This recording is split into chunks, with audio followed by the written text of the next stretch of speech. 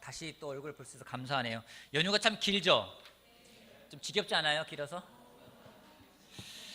예, 먼저 교회 소식부터 알려드리면요, 연휴가 이제 끝나가고 있습니다. 다시 일상으로 돌아가야 되는 시간인데, 좀 하나님과 함께 여러분들 삶이 다시 한번 하나님과 함께하는 하루하루가 되길 바라겠습니다. 또 오늘부터 시작해서 저희가 매 분기마다 시작을 할 때 기도와 금식으로 시작을 합니다. 그래서 오늘부터 시작이 됐거든요. 아직 그 기도 제목을 못 올리신 분들은 우리 신용호 형제한테 보내주시면은 다시 올려서 밴드에다 다시 공지할 겁니다. 그리고 모든 사람의 기도 제목을 보고 싶으면은 여러분들 각 패밀리 그룹에 밴드가 있을 겁니다. 밴드를 참조하셔서 기도 일정과 기도 제목과 또 금식 일정을 좀 보셔서 여러분들이 그 빈 곳이 있으면은 같이 채워서 이번 한 주 일주일 동안 같이 기도와 금식하면서 우리 마음을 모아가는 그런 시간이 되기를 바라겠습니다. 그리고 4분기 주요 일정은 주보에 올려놨습니다. 여러분들 참조하시고 다음 주는 틴 서포터즈 모임이 있을 예정이고요. 또 21일은 일산교회 전체 자매들 야유회가 준비되어 있습니다. 자매들은 28일이군요. 28일 날 준비해 주시길 바라고, 다음 주는 저희 부부가 부산교회를 방문하게 되어 있습니다. 이번에 아마 올해 마지막 방문이 될 것 같은데, 부산교회 가 있는 통해 그런 중간에 우리 그 설교는 정재현 형제가 해주실 예정이에요. 정재현 형제가 제가 얼마 준비하면 되냐고 물어보길래 25분 준비하면 된다고 했습니다. 그래서 설교를 여러분 잘 할 수 있게끔 기도 부탁드리겠습니다. 추석 잘 보내셨죠? 저도 부모님이 계신 안면도에 갔다가 한 2박을 하고, 또 장인어른이 계시는 화순에 내려가서 또 장인어른하고 또 장모님과 되게 뜻깊은 시간을 보내고 왔습니다. 좀 연휴가 끝나가고 다시 우리의 일상으로 돌아가야 되는 그런 시간인데, 연휴 후유증이 없이 연휴상으로 잘 돌아가기를 부탁드리고 싶습니다. 그리고 또 오늘 특별히 또 그 잠실교회에서 자매님들이 같이 방문해 주셔서 무척 감사하고, 형님들은 다 놀러 가신 것 같은데 역시 자매들이 영적인 것 같습니다. 물론 가서 예배 드리고 같이 또 좋은 시간 보낼 거라 생각을 합니다. 지난주에 같이 그 열매 맺는 삶에 대해서 4분기가 우리가 믿음으로 열매 맺는 거 아니겠습니까? 그래서 열매 맺는 부분에 대해서 같이 말씀을 나눴습니다. 오늘은 두 번째로 빛의 열매라는 주제를 가지고 같이 이야기하겠습니다. 성경을 보면은 열매라는 단어가 참 많이 나옵니다. 성경에 열매라는 단어가 몇 번이나 언급될까요? 대략 몇 번 될 것 같습니까? 열매. 신구약을 다 포함해 가지고 몇 번 정도 될 것 같아요? 100번? 300번? 딱 그 중간 200번 정도가 나옵니다. 하나님께서 나무를 창조하실 때 그 모든 나무마다 열매를 맺게끔 하셨습니다. 성경에서 말하는 열매는 하나님이 함께 하신다라는 그런 의미를 제공하는 그런 증거이기도 합니다. 또 하나님이 주시는 복을 의미하기도 하는 것이 바로 열매라는 것입니다. 구약에서는 그런 열매에 대해서 많은 설명을 하고, 신약에 와서 예수님은 그럼 어떻게 하면 우리가 열매를 맺을 수 있는지에 대해서 말씀을 하십니다. 지난주에 같이 보았듯이 우리에게 좋은 토양이 필요하고, 또 빛이 필요하고, 물이 필요하고, 그래서 예수님은 어떻게 하면은 열매를 맺을 수 있는지, 어떻게 하면 좋은 나무가 되어서 좋은 열매를 맺을 수 있는지에서 설명하고 계십니다. 근데 그 예수님의 그런 말씀을 받아들인 사도들과 바울을 비롯한 그 나머지 제자들이 쓴 신약을 보게 되면은 또 우리가 그럼 어떠한 열매를 맺어야 되는지에 대해서 이야기를 하고 있습니다. 그래서 오늘은 에베소서에 나와 있는 말씀을 가지고 우리가 빛의 자녀로서 어떤 열매를 맺어야 될지 같이 보도록 하겠습니다. 에베소서 5장 말씀입니다. 에베소서 5장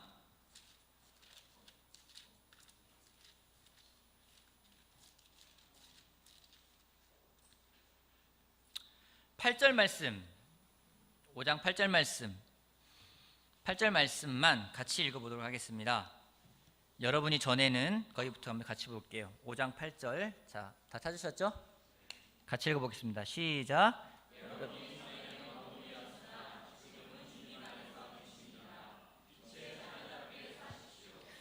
여러분은 어둠이 아니라 빛의 자녀라고 이야기를 하고 있습니다. 그러기에 빛의 자녀로서 거기에 맞게끔 살아가라고 이야기를 하고 있습니다.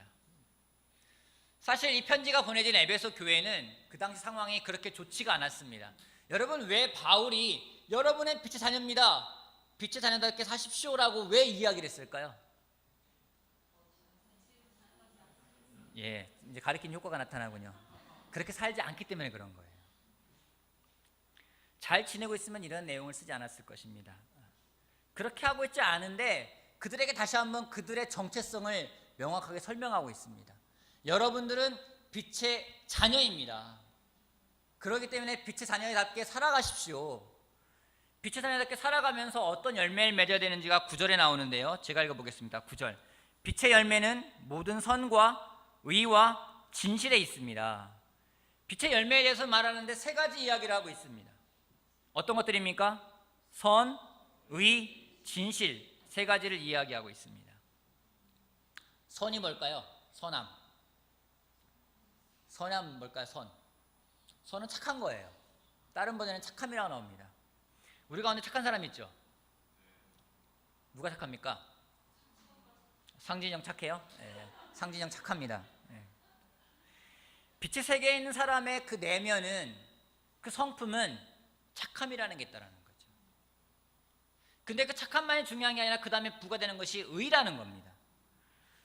착함은 중요한데 착하기만 해요. 그런 사람 봤습니까? 이 사람은 착하기만 해요. 그냥. 그 가운데 의의가 없다면, 그 올곧음이 없다면 그 착함은 빛을 발하기가 힘들다는 겁니다. 그러기에 빛의 자녀답게 열매가 무엇인지 선함, 그 다음에 의의가 같이 따라오게 됩니다. 그런 다음에 그걸로 끝나는 것이 아니라 그 이후에 진실함이라는 단어를 쓰고 있습니다. 여러분, 진실이라는 그 어원을 보게 되면은요, 어떤 뜻이 있는지, 햇빛에 비추어서 깨어지지 않은 상태를 진실이라고 한다는 겁니다. 그 당시에 유대인들은 장사를 할 때 이제 그릇이 질그릇 아니겠습니까? 질그릇을 내다 팔아요. 근데 질그릇이 깨졌어요. 그럼 어떻게 될까요? 질그릇이 깨졌어요. 어떻게 해야 돼요? 버려야 돼요. 근데 이걸 팔고 싶은 거예요. 그럼 어떻게 팔 수 있을까요? 뭘로 붙여요? 아까 주일학교 할 때 보니까 선생님은 본드로 붙인다고 그럽니다. 6.25 때 라면 왜 안 끓여 먹었냐는 말하고 똑같다는 얘기를 했어요. 뭔가 붙이는데 진흙으로 발라요. 겉으로 보면 진흙톡이기 때문에 표시가 안 나요. 근데 좀 영리한 사람들은 그것을 햇볕에 비춰봅니다. 비춰보면 깨진 그릇인지 아닌지 알 수가 있겠죠. 그렇게 햇빛에 비추어서도 아무렇지 않게 깨어져 있지 않고 올바른 것을 햇빛에 비추어서 깨지지 않은 상태가 진실하다는 이야기와 어원이 똑같은 겁니다. 요즘은 겉으로 보여주는 것이 굉장히 중요한 시대입니다. 그러기에 진실함이 떨어지는 시대입니다. 여러분, 예전에 PR이라는 말 들어봤습니까? 자기 PR을 해야 된다. 저희 때는 그런 말 많이 썼어요. PR의 뜻을 뭐라고 여러분 정의를 내리셨습니까? 김기남 자매가 저랑 세대가 똑같은 것 같아요. 네. 뭐라 했냐면 피할 것은 피하고 알릴 것은 알린다가 PR이었어요. 처음 들어보세요, 이런 말. 그래요? PR이란 말을 썼어요. 야, 피할 건 피하고 알릴 건 알리는 거야. 여러분, 광고를 많이 합니다. 우리 황재순 형제는 또 광고 기획을 합니다. 광고할 때 뭘 부각시키나요? 좋은 걸 부각시키나요? 단점을 부각시키나요? 여러분들 다 광고 잘할 것 같아요. 좋은 것만 부각을 시켜요. 이게 얼마나 좋은지, 얼마나 성능이 놀라운지, 얼마나 효율적인지 그런 것들만 알립니다. 광고할 때 이 제품을 쓰다가 이런 일을 당할 수 있습니다. 안 좋은 걸 당할 수 있다고 이야기하나요? 아니에요. 항상 좋은 것만 이야기해요. 약관을 보더라도요, 좋은 것만 써 있고요, 나머지 안 좋은 건 아주 깨같이 돋보기를 보여도 볼까 말까 하고 그걸 써 있습니다. 그런 시대에 살고 있어요. 근데 그런 시대를 살아가는 사람들에게, 제자들에게 바울이 이야기합니다. 여러분은 빛의 자녀이기 때문에 그렇게 살면 안 된다라는 거예요. 빛의 열매를 맺어야 되는데 그 열매 중에 하나가 무엇인지 진실함이라는 겁니다. 진실함이라는 것은 진리를 뜻합니다. 진리는 가리워져 있지 않은 것을 말하는 것입니다. 여러분의 삶은 어떻습니까? 여러분이 오늘 보여주고자 하는 것이 무엇입니까? 여러분의 마음에 있는 것들은 과연 무엇입니까? 여러분, 우리는요, 하나님이 우리를 의롭게 여기셔서 우리는 빛의 자녀가 되었습니다. 오늘 여러분이 드러내지 못하고 있는 것들은 무엇입니까? 여러분이 숨기고 하는 것들은 무엇입니까? 숨기면 숨길수록요, 어둠에는 열매가 없다고 이야기를 합니다. 열매 없는 삶이 아니라 빛 가운데 빛의 자녀로서 우리의 그런 선과 의와 진실함이 우리 삶 가운데 가득한 그런 사람들이 되길 바라겠습니다. 빛의 열매를 맺는다면 하나님이 그걸 통해서 영광을 받으실 거라 저는 확신을 합니다. 그런 다음에 어떤 일을 하는지 10절 말씀 같이 보겠습니다. 10절 말씀 같이 한번 볼게요. 5장 10절 주님께서 같이 읽어볼게요. 시작. 성품에 대한 이야기를 한 다음에 바울이 이야기합니다. 여러분, 성품에 그런 열매를 맺은 다음에 그 다음에 또 무엇을 해야 되는지, 주님께서 기뻐하시는 일이 무엇인지를 분별하도록 이야기를 하라고 하고 있습니다. 여러분, 열매를 맺기 위해서, 특별히 하나님을 기쁘게 하는 열매를 맺기 위해서 우리에게 필요한 것이 무엇이냐면 그것은 바로 분별력이라는 겁니다. 그냥 분별력이 아니라요, 영적인 분별력이요.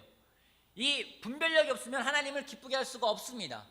이 분별하다는 단어와 똑같은 단어가 신약에 딱 2번 쓰였는데 여기 한 번 나오고 또 한 번 나오는 것이 바로 어딘지 로마서 12장입니다. 로마서 12장 볼게요. 제가 제일 좋아하는 말씀 가운데 하나이기도 한데요, 로마서 12장에 보면은 그런 말씀이 나옵니다. 12장 2절 제가 읽어보겠습니다. 여러분은 이 시대의 풍조를 본받지 말고 마음을 새롭게 함으로써 변화를 받아서 하나님의 선하시고 기뻐하시고 완전하신 뜻이 무엇인지를 분별하도록 하십시오라고 표현하고 있습니다. 하나님을 기쁘게 하는 데 있어서요, 우리에게 필요한 것이 무엇인지 영적인 분별력이라는 겁니다. 어떻습니까? 여러분들의 분별력은 있습니까? 우리는 분별력이라는 게 있어요. 한 예를 들어봅시다. 길을 가다가 어떤 사람이 쓰러져 있습니다. 그 사람을 도와 일으켜야 됩니까? 아니면 내비두고 지나가야 됩니까? 도와줘서 일으켜야 돼요.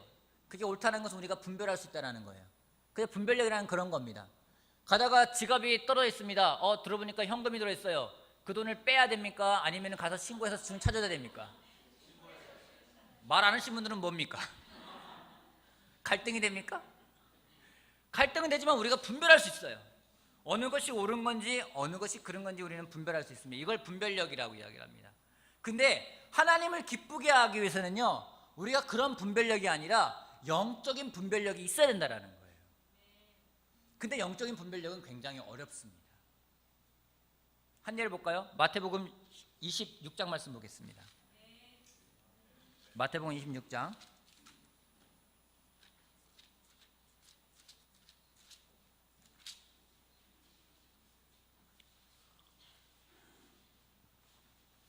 6절 말씀부터 보겠습니다. 그런데 예수께서 베다니에서 나병 환자 시몬의 집에 계실 때 한 여자가 매우 값진 향유 한 옥합을 가지고 와서는 음식을 잡수시고 계시는 예수의 머리에 부었다. 그런데 제자들이 이것을 보고 분개하여 말하였다.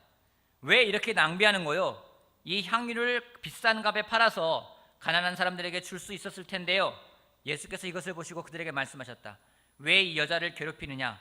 그는 내게 아름다운 일을 하였다. 가난한 사람들은 늘 너희와 함께 있지만 나는 늘 너희와 함께 있는 것은 아니다. 이 여자가 내 몸에 향유를 부은 것은 내 장례를 치르러 간 것이다. 내가 진정으로 너에게 말한다. 온 세상 어디서든지 이 복음이 전파되는 곳에서는 이 여자가 한 일도 전해져서 그를 기억하게 될 것이다. 예수님이 나병 환자 시몬의 집에 계실 때 마리아가 옵니다. 그리고 값진 나드 향유 한 옥합, 한 300데나리온 정도 된다고 다른 책에 나와 있습니다. 300데나리온이면은 그 당시에 하루 노동자의 품삯이 1데나리온이기 때문에 연봉에 맞먹는 금액입니다. 그러면 나드 향유 한 300mg 되거든요. 300mg이 연봉이에요. 얼마일까요? 여러분들 연봉에 따라서 계산하면 가격 나올 겁니다. 3천만 원일지 5천만 원일지 1억일지 모르겠어요. 굉장히 값비싼 나드 향유입니다. 나드 향유는 히말라야 한 3,000m 내지 4,000m 고산지대에 있습니다. 거기 네팔, 파키스탄, 인도 이런 동네에서 그 3,000m, 4,000m 해발대에 살고 있는 식물의 뿌리를 짜가지고 나오는 그 즙이 나드 향유라서 굉장히 비싸고 고가인 상품입니다. 지금도 신경 안정제로서 사용되고 있는 그런 향기 중에 한 가지입니다. 그거를 깨트렸습니다. 깨트려서 예수님의 머리에 부었어요. 그거를 보고 주변에 있는 제자들은 마리아를 나무랍니다. 그것을 값비싸게 팔아가지고 가난한 사람들 도와주면 좋지 않겠습니까? 라고 이야기를 합니다. 여기 나오지 않지만 요한복음 보게 되면 그 옆에 가룟 유다도 똑같이 거들어요. 거들었는데 그가 하는 이야기는 뭔지 자기의 유익을 챙기기 위해서 그렇게 이야기를 합니다. 값비싼 나드 향유를 팔아서 가난한 사람들 도와주면 좋지 않겠습니까? 라고 말하지만 가룟 유다는 자기의 이익을 챙기고 싶어 했습니다. 세 부류의 사람이 나옵니다. 첫 번째, 마리아와 같은 사람들이 나옵니다. 두 번째, 그 주변에서 일반 제자들이 나옵니다. 마리아는 오해를 받더라도 뜨겁게 헌신하고 싶어하는 사람이었습니다. 두 번째 있는 사람들은요, 상식적이고 교양이 있는 순수한 마음이었습니다. 세 번째 부류는요, 가룟 유다와 같이 깨어진 그런 자기 내면 상태를 가지고 있는 사람이 덧칠해 놓은 위선자 같은 사람이 등장을 합니다. 어느 그룹을 가든지 특별히 교회에서도 이 세 부류의 사람이 있습니다. 오해를 받더라도 뜨겁게 헌신하고자 하는 사람, 상식적이고 교양이 있는 순수한 마음을 가진 사람들, 순수한 마음을 가진 것처럼 보이지만 자기 이익을 챙기는 사람들. 여러분, 일산제자 그리스도 교회는 이 세 부류 중에서 어떤 부류의 사람들이 제일 많을까요? 첫 번째일까요? 두 번째일까요? 세 번째일까요? 이렇게 물을까요? 여러분은 어디에 속하십니까? 말하라는 얘기는 아닙니다.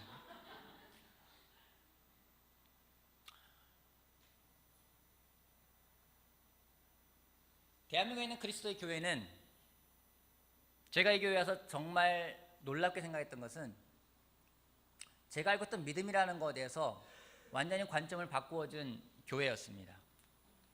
저는 어려서부터 굉장히 열성적인 교회 다녔습니다. 소위 말해서 이단이라고 불려지는 사람들의 그런 모임에도 가서 굉장히 열정적으로 참여한 적도 있었고요. 또 정말 순수한 마음을 가지고 사람들에게 복음을 전파해야 된다는 마음에서 많은 것들을 했었습니다. 그래서 감정적이고 느낌적인 그런 믿음과 신앙을 굉장히 추구하는 것을 좋아했기 때문에 그런 모임에 가서 같이 참여하고 같이 이야기하고 리더 역할도 하기도 하고 그런 일들을 했었는데, 이 교회에 와서 그런 믿음이 아니라 정말로 하나님 말씀의 근거에서 우리의 이성과 상식으로서 이해될 수 있는 그런 믿음을 가르쳐준 교회였습니다. 또한 저는 지금도 설교를 할 때 상식적인 설교를 하기 위해서 때로는 노력할 때가 있습니다. 왜냐면요, 대부분의 사람들이요, 아까 세 부류 가운데 두 번째 부류에 속한 사람들이 많기 때문입니다. 잘못된 건 아니에요. 근데 여러분 생각해 보세요. 그 값비싼 향유를 예수님 머리에 붓는 게 맞는지, 그거를 팔아서 가난한 사람들을 도와주는 게 맞는지, 여러분들은 어느 게 더 맞다 생각하십니까? 저는요, 이 구절을 보면서도 머리로는 이해를 하려고 그래요. 머리로는 이해하는데 여기서는요, 그래도 팔아서 도와주면 좋지 않을까? 그게 더 맞다 생각할 때가 있어요. 근데 예수님이 손을 들어준 사람은 그 많은 상식적인 사람들이 아니라 마리아의 손을 들어줬어요. 마리아가 옳은 일을 하고 있다고 이야기를 했습니다.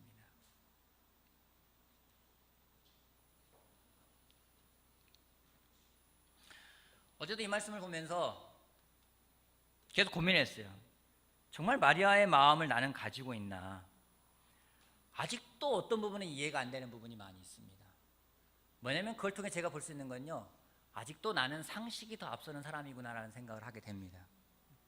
여러분, 상식은 중요합니다. 요즘 세상에서도 상식이 통하는 세상을 만들기 위해서 노력하고 있습니다. 상식은 중요합니다. 하지만 교회라는 곳이 교회에 참여한 모든 사람의 머리가 끄덕끄덕 거려져야지만이 통용되는 곳이라면은 그 교회가 정말 옳은 교회라고 할 수만은 없을 것입니다.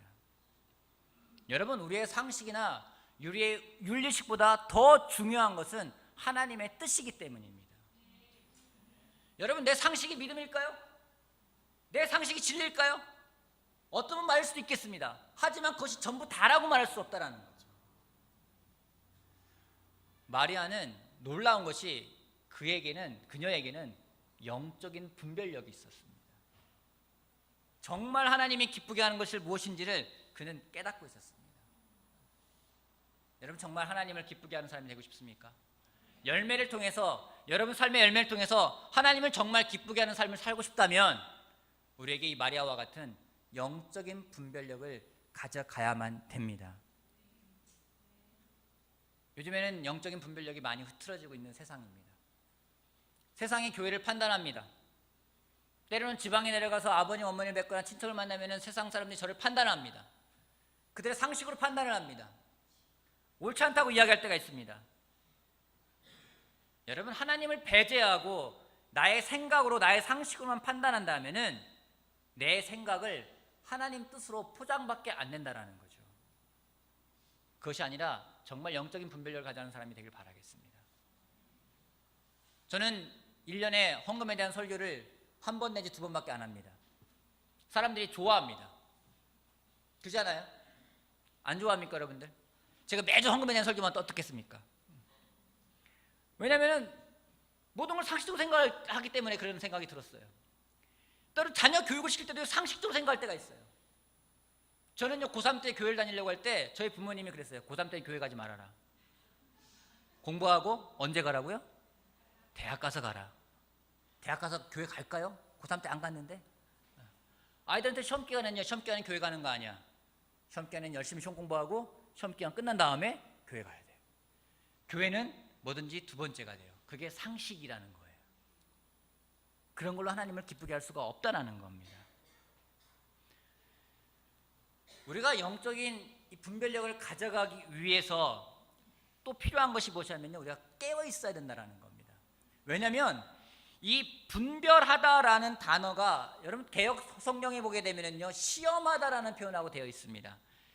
시험하다는 것은 그 어원적으로 보게 되는 두 가지가 나옵니다. 하나님이 우리를 시험하는 게 있고요, 사탄이 우리를 시험하는 게 있습니다. 하나님이 우리를 시험합니다. 왜요? 그 시험을 통해서 깨닫는 것이 분별력이라는 겁니다. 하나님 우리를 어떤 생각을 하게 합니다. 어떤 시험에 들게 합니다. 그걸 통해서 깨어 있으면은요, 아, 하나님이 이걸 원하시는 거구나 라고 우리가 알게 되는데, 그때 분별력이 생기는데 깨어 있지 않으면은요 원망을 하게 되는 거예요. 하나님 왜 이런 일이 벌어지는 거예요?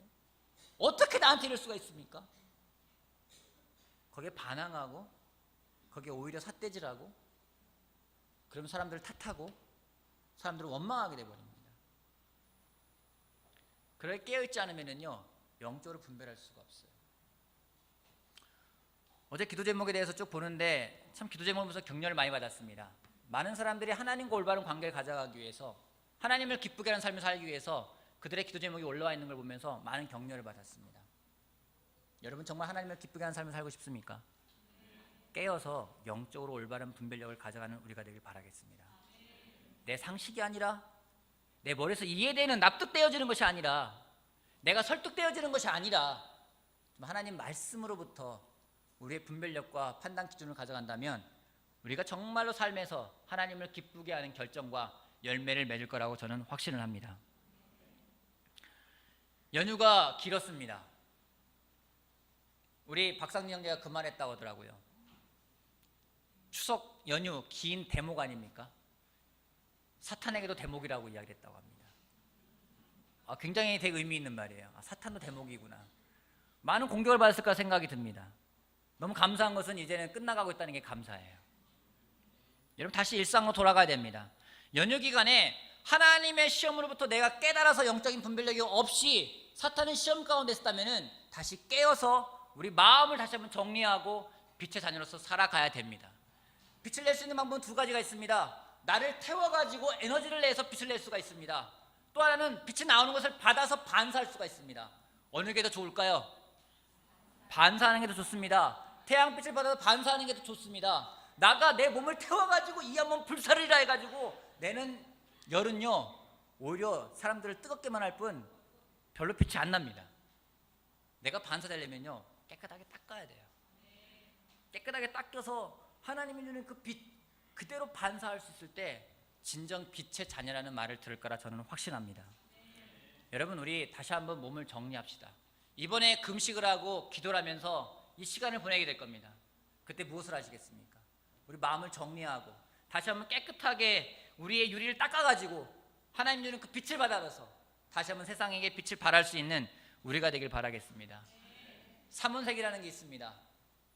RGB라고 부르죠. R, 레드, 그린, 블루. 그죠? 빨간색, 파랑색, 노란색. 우리나라 말로 말하는.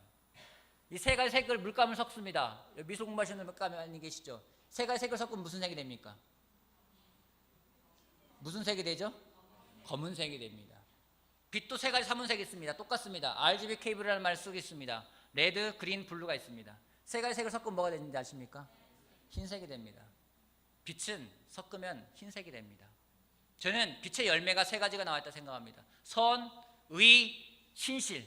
이 진실함이 세 가지가 모였을 때 진정으로 세상을 비출 수 있는 환한 빛이 될 거라 저는 확신을 합니다. 여러분, 하나님은 우리에게 그걸 주고자 하고 싶어 하십니다. 우리가 그걸 받아서 세상의 빛의 열매로서 하나님의 영광을 드러내는 우리 모두가 되길 바라겠습니다. 다시 한번 정리하겠습니다. 여러분, 우리 선함, 그 마음을 지켜갑시다. 선함에다가 의를 더합시다. 그리고 햇볕에 비추어서도 깨어지지 않은 상태, 정말 피할 건 피하고 알릴 건 알리는 것이 아니라 피할 것도 알리고 알릴 것도 알려서 빛 가운데 드러내면서 정말 진실된 마음을 가져가는 우리가 되길 바라겠습니다. 그걸 통해 빛의 열매를 통해서 하나님의 영광을 드러내길 바라고, 또한 하나님을 기쁘게 하기 위해서 영적인 분별력, 우리 다시 한번 기억합시다. 내가 기준이 되는 것이 아니라, 내 머리가 기준이 되는 것이 아니라, 내 상식이 기준이 되는 것이 아니라 하나님 말씀이 기준이 되어서 영적인 분별력을 가져갈 수 있는 마리아와 같은 우리가 되길 바라겠습니다. 또한 아울러서 그런 분별력을 위해서 깨어있고, 또 항상 우리 몸을 깨끗하게 닦아서 정말 하나님 주시는 그 빛을 온전히 받아서 온전히 반사할 수 있는 우리가 된다면 그 무엇보다 하나님이 기뻐하실 거라 저는 확신합니다. 그런 열매 맺는 삶이 되길 바라면서 말씀 마치겠습니다.